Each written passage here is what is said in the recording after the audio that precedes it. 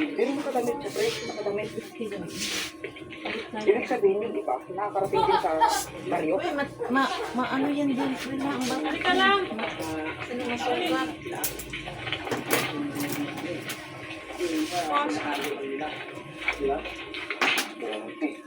Totoo yun mga kalakit, may nakasalubong kami. Ibang klase yun. Ano yun? Hala, Ibang klase talaga yung tingin. Mayroon. tawagin mo yung. Dito. Dito na ba tayo? Baka yun yung sinasabi sa mga bata na pumasok sa bayan sa... Sa barkong bato. Barkong bato na tayo mga kalahi. So, ito yung lugar nila. Dito daw nakatira yung mga yun. Yung pinatang natin ko yun na ba yun? Ay, ito. May saging pa daw, gusto mo pa? Grabe. Dito nakatira yung Gusto mga saging tao ba? na yun na sinasabi na may buntot daw. So, tignan natin.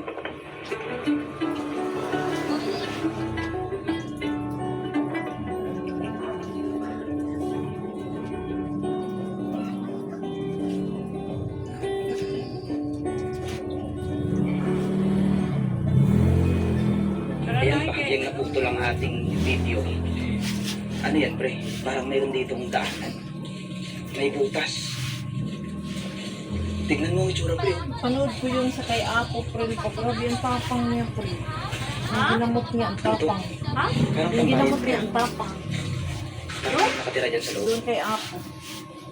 Angon sa? Doon kay Apo, napanood ko ba kanina ang tapang-tapang. Apo? Lumalaban. Parang may mga Apo? sign, no? Oo. Yung mga sa Batangas din. Ayun. Ah, oo. Sa Batangas. Di ba? Ito, isa, dalawa, tatlo. Saan kaya naman siya? Ang haba din siya. Ang haba Sabi din. ko, parang may angka. Parang angka ng barko.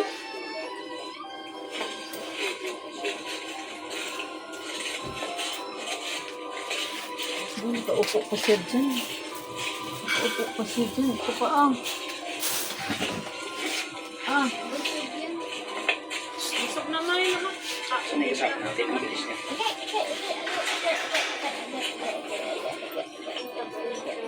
Ayan, malapit na tayo mga kalahi dito sa tinatawag na barkong bato na matatagpuan din dito yan sa Mindo, na kung saan ay ito yung pinaniniwalaan nilang dito daw nakatira ang mga mangyan na walang buntot.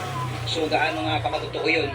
So kung totoo man yun or hindi, ayun be. ay iilang katutubo naman ang napagtanungan natin na nagpatunay na talagang dito nila itinuro yung lugar. So, mayroon talagang mga buntot. Hindi kaya pre yung tinatawag nilang taong may buntot. Yun yung mga sirina na nakatambay dito. Labay na dahil sa ito. Wala sa likod. Wala na yung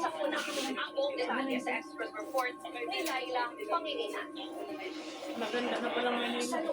Ha? Pinaghanda na? Kaya wala kami pa. Alis ka dyan kayo magkabuhos ka, uy. Uy. Uy! Kaya maalala ng Philippine Red Cross, laging ihanda ang 72-hour lifeline sa bahay o ang No way. dapat naglalaman yan ng ready-to-eat na pagkain tulad ng mga dilata at biskwit, malinis na inuming tubig, pinapakagulong ng snacks, face masks, Parang wala kami pasok, diba? batteries, Nice nila. soap, at chicken. Sa Ziploc ang mga importante na regalo sa bahay at samahan ito ng cash na magagamit sa emergencies. Magsama na rin ang jacket at kumot, trash bag, mga disposable na kutsara at tinidor, lubid, hygiene kit, at first aid kit. Ayon sa Red Cross, personal, iisang miyembro dapat ng pamilya ang may go bag. Ilagay ito sa mga bahagi ng bahay na madaling makukuha, tulad ng tabi ng kama o ng pintuan. Wala na po Yato ni Christian dito. Kaya ako gibalot. Pasok ng plastic eh. Magkakuha na diya. So, ang sa kalibutan niya. Bukat na ba? Kadiyon sa isang karga na ako? Oo. Sa mali mo?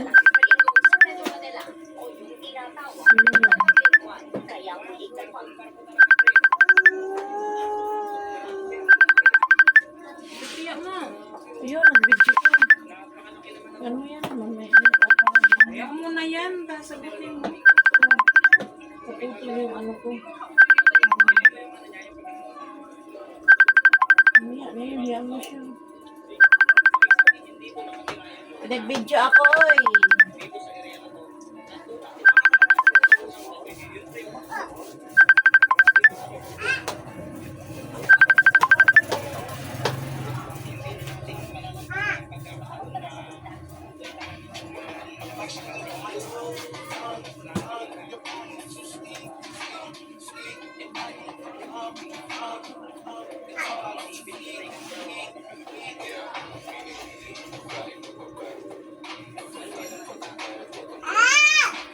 Sleep.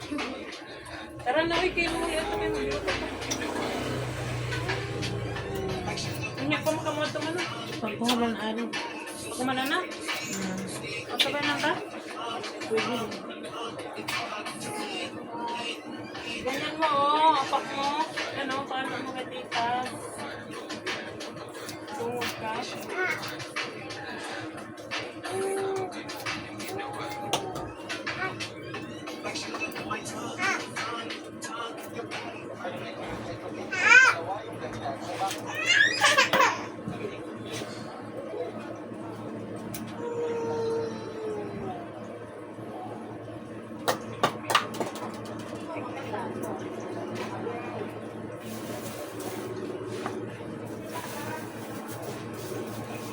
Yeah. Kaya Mila mama, namaling kami, nagpalit na kong pakbit. Oo. Wala kasi mo kami kanina si Ate o Christian man. Ako na ito kinakagabihin. Ay lang, ay naku na.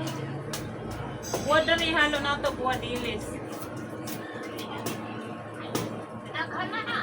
Oo, sa kakilo. Sa kakilo na. Oo, pakbit. Oo, kagamayroon na. Gamay din kadagunan na. Ang ilang hiniwa na. Oo, hiniwa na.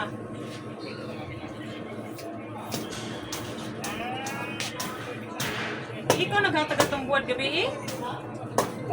Oo, dito may buwad po. Ito mabod. Ako ginis ko siya. Buwad, dito ko na. Dito sa bawah na. Ano na ito mong isda? Ah, perting mahalas isda. Ginoo ko, Maria Josep. 130 kalahati.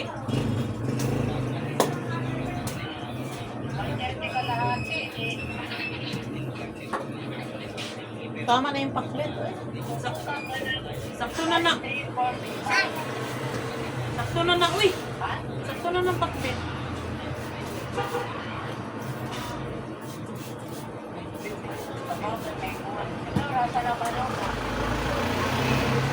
Lakaw na mo i-print. Wato na meron. Kasi, diyan ni mo tingin mo. Lakaw na. Wala ka ka? Yan, isayo mo. Asi muli na mi. Isayo mo. Bari ate Ashley niya. May magpapamalinggi ako kung tinuang isda. Ah, Para kung ako na rin pamalinggi. Kukma. iyo daw Tinuang kasi. isda. Kahit isda, basta tinuwa. Sa Ayaw ka pa ako ba yung friend? Ano yun? Inainting ka na ate. Ew. 90 kalahati. Oo, tapakol. Napresko ka na. Nawag na rin. Kahapon yun, di ko alam ka ngayon kung ano yung mga ano. Ang mahal mga isda karon. Kahapon, 90 kalahati. Sabihin ang isa, Tapakol. isa ka kilo. 90. 90. Tapos magpalit doon ka ako. Ang isa noon, ang isang piraso, ang isang pirasong tambakol, mahigit na yun sa kalahati. Nagkukman ng tambakol. Parang please.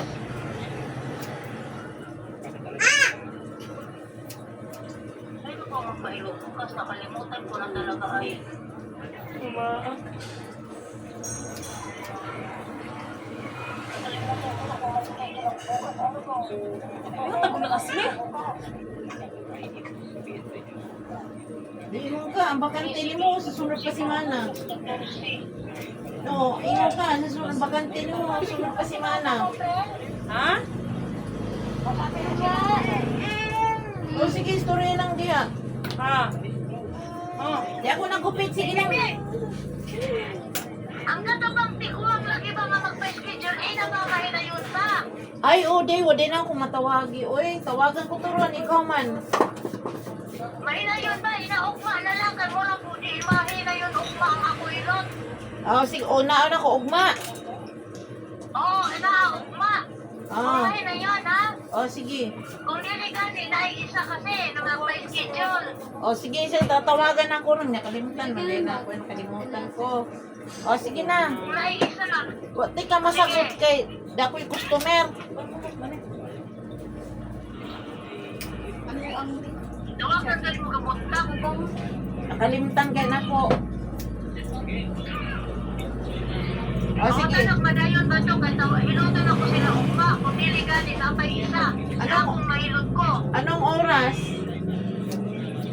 Alas 2. Sige. Alas 2 sa hapon. Sige. Sige, naon ko. Oo, ugma. Ugma. Ay, sa Merkulis din ako hilot. Magpahinga ko ako sa Merkulis. Kay sakit ang katawan ko eh. Pahilot ko na ni Ate ako liog sa bitan. Wait. Tawag kita, ano na bang naano, pinarabay dayan, uy, hindi mo hiluton, yung pangotanon. Umahaman ko rin ako ang kuhan gupit. Vanilla. Natapos ko rin gupit. Ayaw ka din. Ha? Nagkalimte. Lagi, matapos ko rin gupit. Sige, Basta sige, friend. Oh. bukas alas 2. Okay, okay.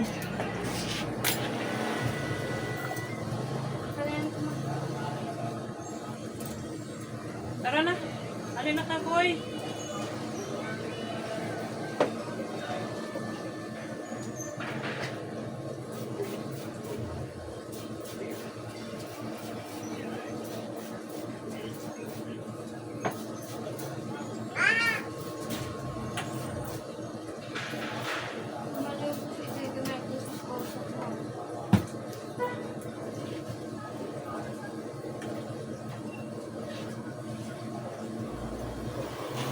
Malayo.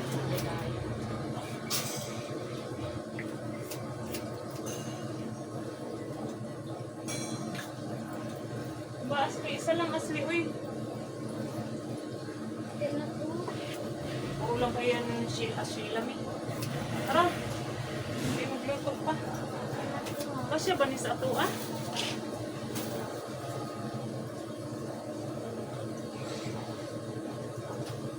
Langan-langan mo kasi di aning Mama.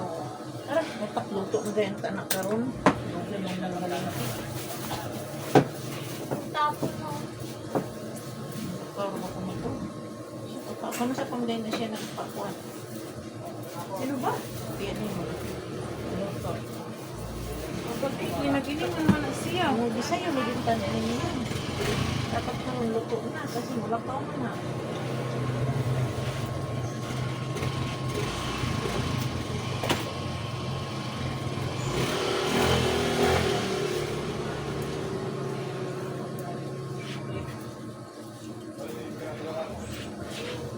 Tara lang.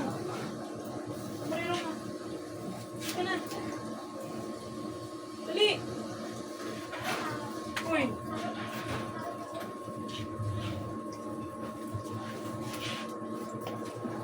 Ah. Tara. Dali, karga. Babay na, Lola. Babay na. Bye-bye. Bye-bye. Kiss na kiss.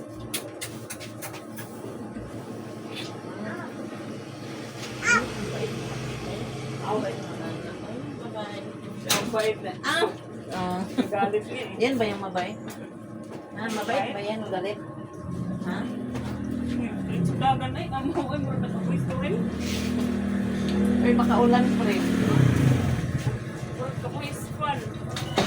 Ika.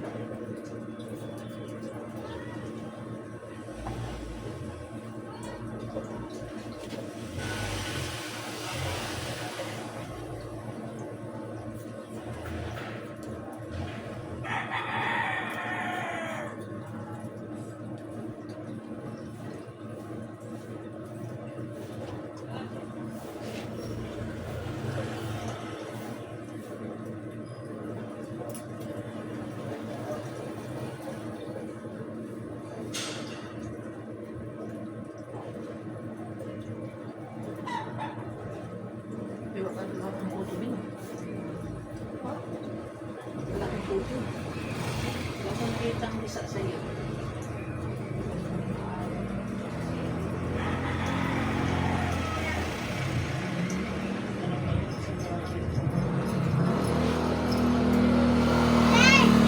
Oh.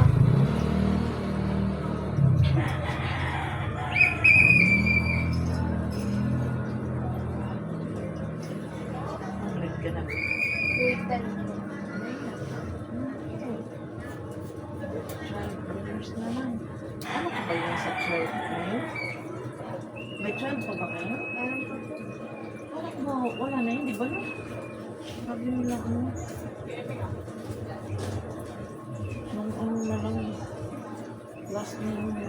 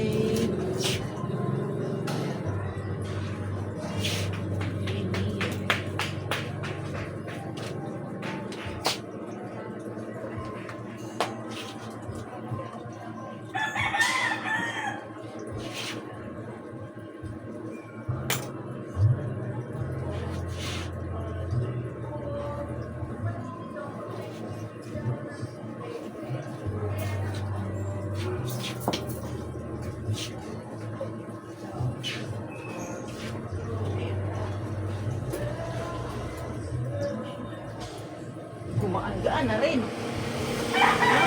Bigat ng buhok mo eh. Okay na siya, haba no? Haba naman siya eh.